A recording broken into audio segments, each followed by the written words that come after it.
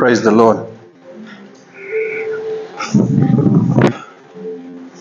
There's a serious heaviness in my spirit, man, and we're starting the fast tonight at 6. And the word of the year is living water. And I want you to fast and seek the living water. I want you to seek the Lord and have that intercession with Him.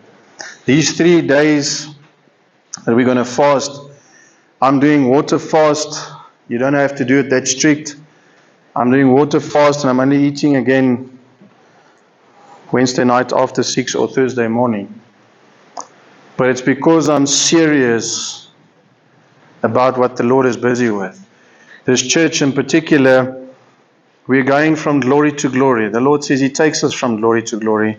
And we have passed a certain season, and now we're going to press through the following season. And you're going to see things that you haven't seen in the previous season.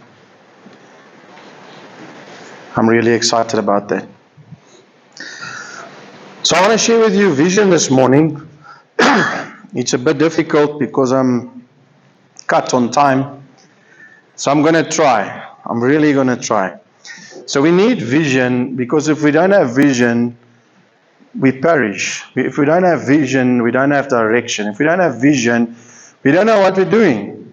And we don't want to be a church that's just a omgee groepie, or we just get together and just care a little bit and we stay there. That was never what Jesus did. Jesus had a relationship. Jesus came to earth. He made disciples. He healed people. He delivered people. And then He trained those disciples. He taught them. And then He started sending them out 2 by 2. And then after He was crucified, they became the apostles that went out and the gospel was shared. So imagine if those 12 disciples decided, and then Paul as well, imagine if they said, okay, we 12, 13, we are the best friends there are. We are going to protect each other. We're going to pray together. We're going to, all of those things, and not go out and go share the gospel. Would you have heard the gospel today? Don't know. Don't know. Because they did radical things. They walked with Jesus. They had proof. They saw with their eyes who Jesus were. So they had this unction in them, and they went out to share the gospel. Yes, they had fear. There was sometimes that Peter ran away and he went back to fishing. There was times that they had weakness, but that's why you've got the Holy Spirit. The Holy Spirit empowers you. Please don't look so serious. This is serious, but you're making me nervous. Give me the next slide, please. What do you see on that slide?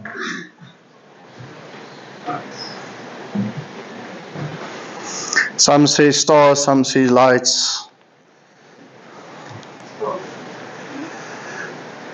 When I first saw this image,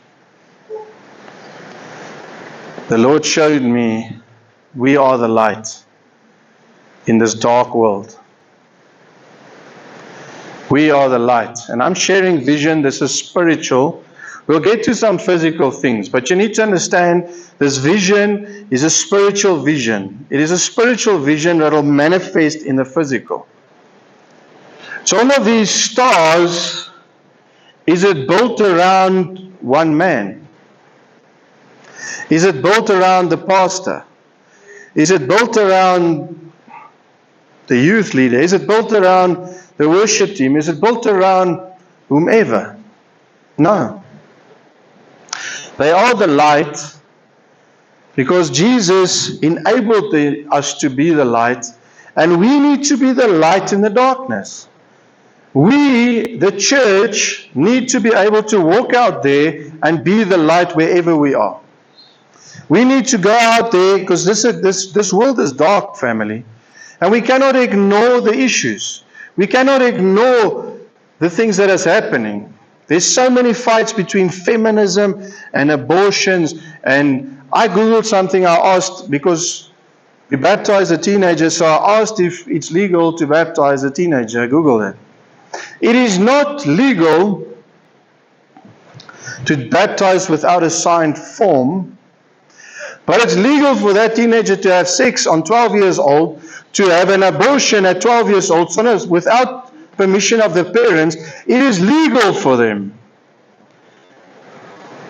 So in order to change that, someone needs to stand up in the kingdom of God and say, I will go to Parliament, that's what I'm called to do, and I'm going to be the light there. Now we're going to fight, and we're going to pray together, but we'll support those people that does that fight. Because some of you are born to do those things. We are born to stand up for what is right in the midst of the darkness. Amen. Light cannot have a relationship with darkness. But light affects a room that is dark. The light is on here, so there's no darkness. If we put off the lights, it gets dark. So don't you think Christians have been hiding, maybe, and that's why the world's getting darker? Hello? And I must confess, I'm guilty, because there's several times in my life that I never spoke up.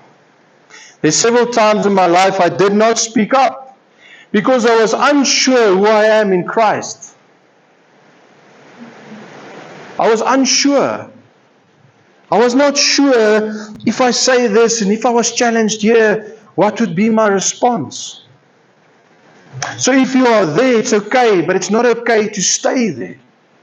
Then you build in Christ courage, you build yourself up, and the Lord can release you. But I want to encourage you, do not fear the world, because He's put an identity in you. This verse, John 10:27, captures the vision of this church. When I say the vision of this church, I believe it's actually the vision that God has for the church. He says, my sheep hear my voice. If you cannot hear the voice of God, if you cannot hear the voice of Jesus, if you cannot hear the voice of the Holy Spirit, if you cannot do that, how are you going to go with when Jesus comes on the clouds and says, come? You need to be able to hear, right? Hello. If I don't recognize the voice, I might not respond. And then the next part is the hard part. No, go back, sorry. And I know them. So I want to ask you, let's use Donald Trump. I hear the voice of Donald Trump. He's all over the news. He talks on radios. He's everywhere. And I'm sure if he should phone me today, I would recognize his voice. Or if you see him physically, you will know it's him, right? But does he know us? Does he know me? No. So you can hear the voice of God, but if He doesn't know you, at the door He's going to say, who are you? The Bible says, He says to them, depart from me, I never knew you. Depart from me, I never knew you. And then He says, and they follow me. So in crux, in the whole sentence of this, the goal of this church, and I believe the whole church in the world should be, to hear God's voice, to have this relationship with God, to talk to God, to have this intimacy with Him, and to follow Him. Because if you know His heart and really know Him, you are going to be the light out there and do what He has called you to do. Amen? Because I know what my wife likes, I'm doing things for her. I'm not doing things for her for approval. I'm doing it because I know her. I know what she prefers. The same with God. If you just hear God and you read the Bible, you hear, but you don't talk to Him, how are you going to know what He really falls in your heart to walk with Him, to follow Him? And if we as a church can get this right, we're going to populate heaven. Amen? Amen. We're going to populate heaven. This should get you excited. The reality is that guy in Iran was bombed yesterday. They confirmed this morning he's dead. The leader that was so radical with ISIS and whatever, he's apparently dead right now. But we could walk out here and there can be a car accident and one of us could be dead. The reality is that we all have a certain amount of days here on earth. What a pity it would be if anyone falls. Now, I've got neighbors, and I don't know how many neighbors you still have on Peter Ooster Street. How many? I think there's about 4 left. The rest is all at the base group or the prayer mornings and so on. But we need to reach our family. And yesterday morning we had the prayer morning, which is such a testimony. Because me and Uncle Peter has been talking months. We need to start a prayer morning there. We need to start a prayer morning. And we were talking. And this one morning, we said, okay, let's bring some of the guys here. Let's go and start at that side. And then we're going to send a car every weekend to support them to grow. But I was there this weekend supporting them with 3 other oaks. But they were more yesterday than the guys here. Hello? We were with them about 17 in Val Marina. So there is something happening. We need to be obedient. We need to follow Jesus, and He does the work. We need to follow Him. So in short, Mark 12, I'm going to try and rush a bit because there's a few testimonies we want to share. Mark 12, 30 to 31. There's 2 commandments. The first commandment is love God with everything. Love God. And the comment I made before the service, the Lord showed me there's some that needs to lay down whatever's holding them back.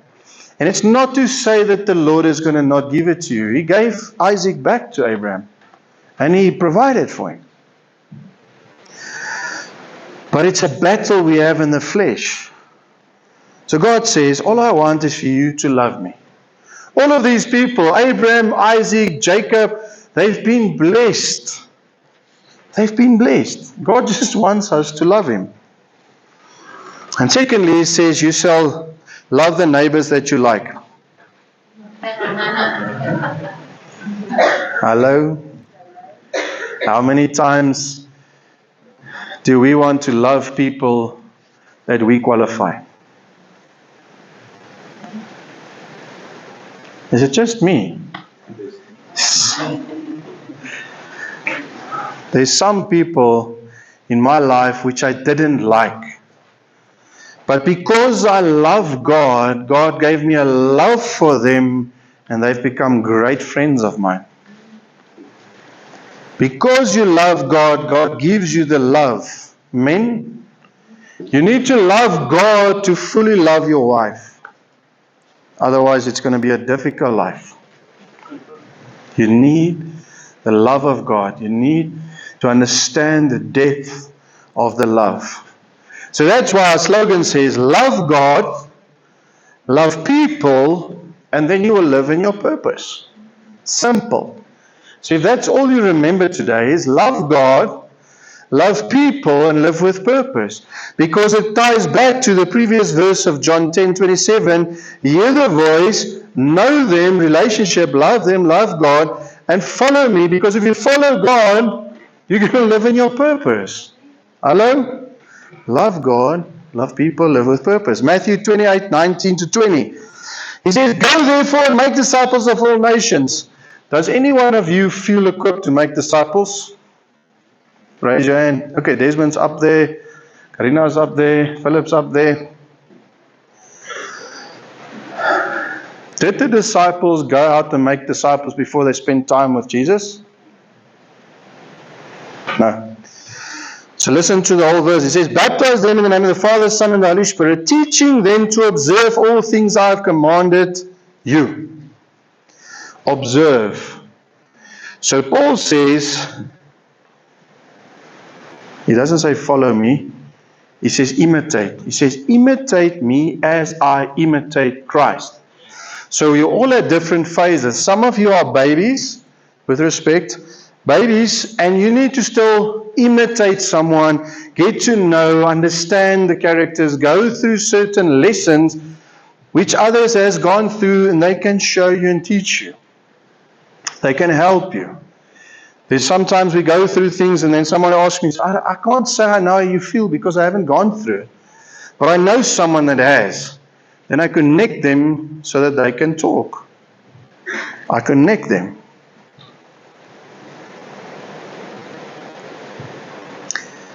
So this is the Great Commission. And once you know, and as you've been imitating followers of Christ, God-fearing men and women of God, and you grow, you're going to start getting the boldness. You're going to start knowing Christ. You're going to start knowing God, and He's going to start knowing you, and you're going to follow and do what He wants. And living in that purpose, you will be able to go out and go make disciples. He qualifies you. He qualifies you.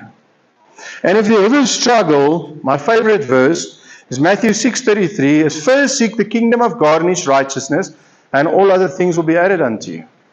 Jeremiah 33:3 says, if you seek me, I'll show you great and mighty things which you do not know.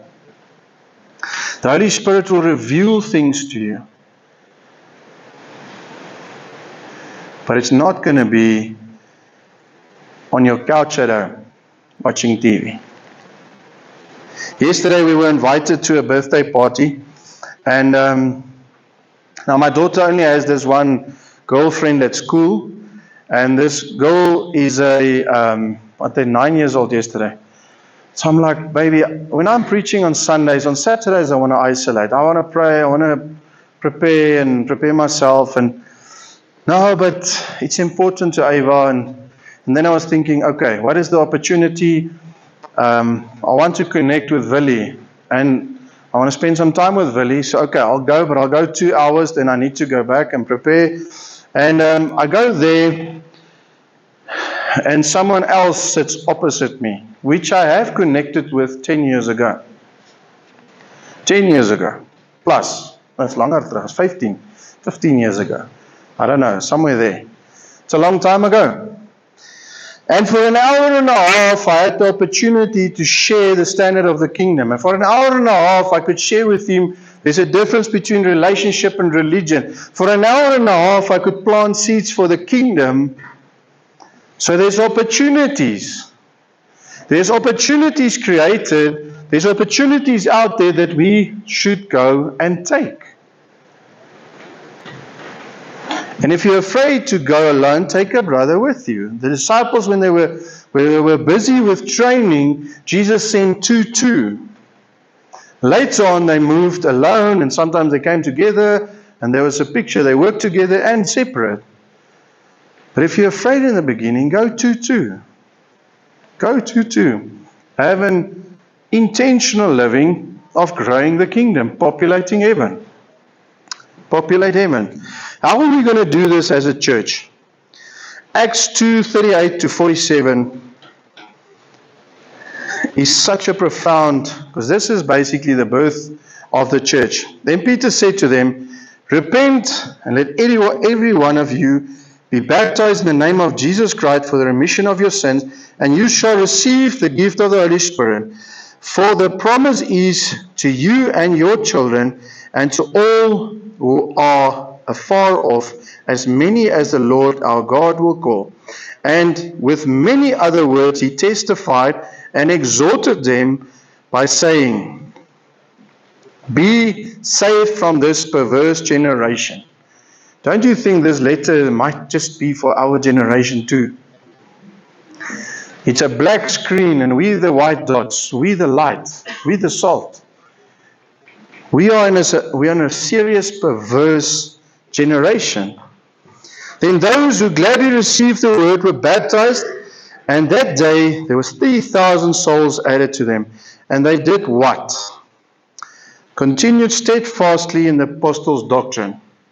What is the apostles' doctrine? It's the basic gospel of Jesus Christ.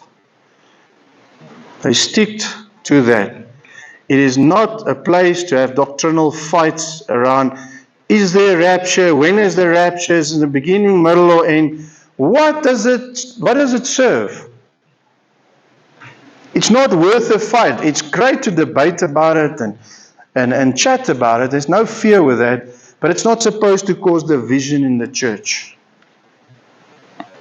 So they stick to the apostles' doctrine. They stick to fellowship. What is this church about? Fellowship. We are two fellows in a ship. If it's going tough with you, it's going tough with me. If it's going great with you, it's going great with me. If my shoulder hurts, not yours. Lekker, James. In breaking bread. Now in fellowship, we eat. This breaking of bread is remembering Jesus. Because Jesus says, remember me until I return. Remember my death. Celebrate it until I return. So we're going to stop taking communion the day Jesus returns. So as often as you get together, break bread. Eat together. Enjoy Jesus. And the fourth thing is prayers.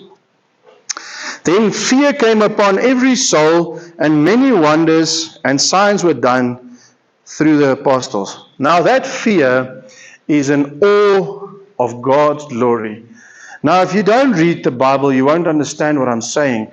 But if you go and read Proverbs, and you start today and you read a chapter a day for a month, you would have finished Proverbs. But you'll probably be convicted about many things. The Holy Spirit is going to show you so many things because that book shows you so many things that we misstep sometimes. But if you don't read it, you don't know, so you don't fear, so you don't know the standard of the kingdom because you've just not read it.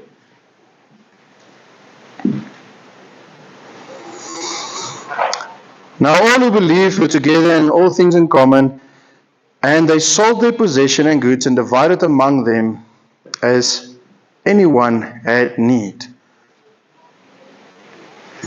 So I don't want to ask who's willing to sell their car and share, but they really loved God and loved people. They really understood this relationship, loving God, loving people. So they continued daily in one accord in the temple. It's not a Honda, Andrew. In one accord. He's got a Honda Accord, that's what I'm saying. So continually daily in one accord in the temple. So the picture I want to show you is that we are clusters of people moving around. We've got base groups, we move around. What is a base group in effect? In effect, it's a small church, right?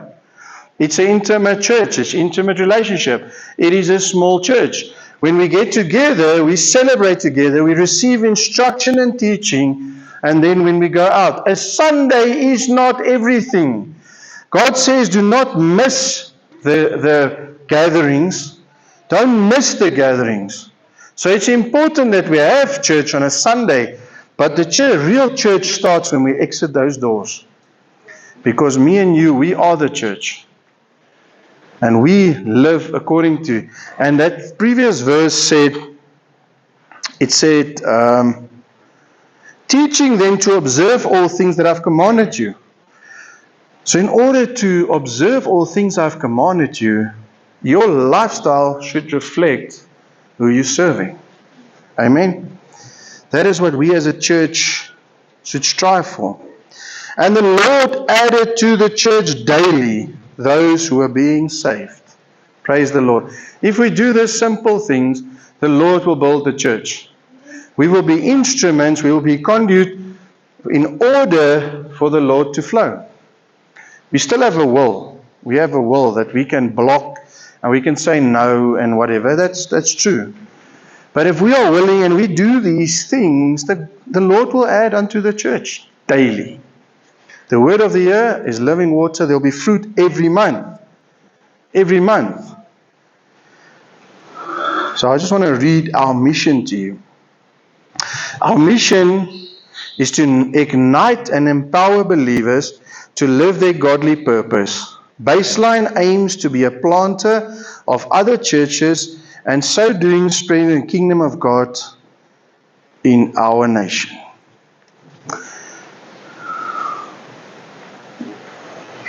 Does that mean we need to have 100 ministries? We need to have a child ministry, we need to have an old age ministry, we need to have an orphanage ministry, we need to have an outreach ministry, we need to have a worship ministry, we need to have a sports ministry, we need to have... There's a church that I read about that had something like 400 types of ministries. The Lord calls churches in a specific area for specific call. He calls to that call. So we stick to what He wants. Some of the things may be great ideas, it may even be godly ideas, but it's not God's will for that season. When we started, we struggled with the little ones because there was not enough people to assist. Our material we struggled to get it going, and the church was very small. Some people got offended and left, and some people said, "Oh, my kids don't get anything." Today, 3 years later, there's 3 divisions. The children read from the Bible, the older children. They get fed in the children's church. And I hope that when you get in the car and ask them what did they learn today, they're going to be able to tell you. There's a proper management around that. And that ministry is important to us because it's easier to teach them than to teach you and me. Because we kind of set in our ways. The Holy Spirit sometimes needs to knock us with a hammer in order to change us. Amen? Is it just me? So I want to make a point this morning. Before we go, now this is all spiritual. This is the spiritual vision side of it, and this is to understand the spiritual side of it. There is a physical manifestation that needs to happen in order for this to flow right. So I'm not going to share the full vision with you because my wife wanted to run away. Michael looked at me like, so it's big and it even scares me. So I'm sharing the vision in a phase this morning, but this is the core. This will be multiplied to other regions. This will be multiplied to other areas. But I'm sharing the core of what I believe the vision is of this church and every other church should be. How do we do this? We as a church, those 4 things that's mentioned in Acts, we believe in those 4 things. Fellowship, prayer groups, apostles, doctrine, and breaking of bread. Love God, love people, living with purpose. Fellowship. How do we do fellowship in this church? Harder. Praise groups. Right? Prayer morning. And we just like to braai. So there's many opportunities. We had the other day the privilege to baptize and be with Johan and family. And after that we had a braai. And we fellowship. So fellowship is key. If I am not Benny's friend and fellowshipping with him, it'll be difficult to give him truth. Because he feels like, he might not even trust me yet or whatever. But if I'm close to him, he will understand when I give input in his life, he will appreciate it because he knows it comes from a position of love. So fellowship is love. When my kids mess up, when that little boy is sitting here on his dad's lap this morning, if he is naughty, his mom and dad might beat him. But does it mean that they don't love him? Does it mean that they all of a sudden reject him and tell him, take your bags and leave? No. Fellowship, guys. Real, true fellowship. Prayer. Now we've got a men's prayer morning every morning on Saturday. Every Saturday morning. Let me say it that way. Every Saturday morning, 6 to 7. And it's been like this for 2 years and it's going to go on forever. So you don't have to ask, is there a prayer meeting? You just ask where it is. That's it. This Saturday we were 28 men praying together. Praise the Lord. 28 men praying together. So there's every Saturday morning, 6 to 7. We're praying for the country, we're praying for our families, we're praying for the service, we're praying for the church. And there is fellowship while we're praying as well. That's it. This Saturday morning we were spoiled with boerewors rolls and coffee in Valmarina, if you were there. So we were there, and then after we prayed, we sat down, and then there were several requests. This and this guy is this, and then we could pray for someone in church, and we could pray for things, and we talked about things. And in that, discipleship's happening because it's not the opinion of man. We are sharing Scripture. Have you seen, if you chit-chat with someone for 2 hours, when you leave, you actually feel drained and tired? But if you talk about the Word, the Bible, and you talk about verses, you feel uplifted. Within 10 minutes or 5 hours, you get filling. You walk out of there fulfilled because it's Word. That's what happened yesterday morning. There were several things mentioned and whatever, and we keep going back to Scripture. And if you go back to the Scripture and you talk that fellowship, there's a depth that no man can make. It's God. The Apostles' Doctrine, we believe in the basic Apostles' Doctrine. And in this church, we also teach every verse in the Bible. We don't select certain verses. So next week we are starting with 2 Corinthians. Last year we did 1 Corinthians and several books. We've been through Hebrews. We've been through several books. But we are going to start now with 2 Corinthians. So you can go start reading those pieces.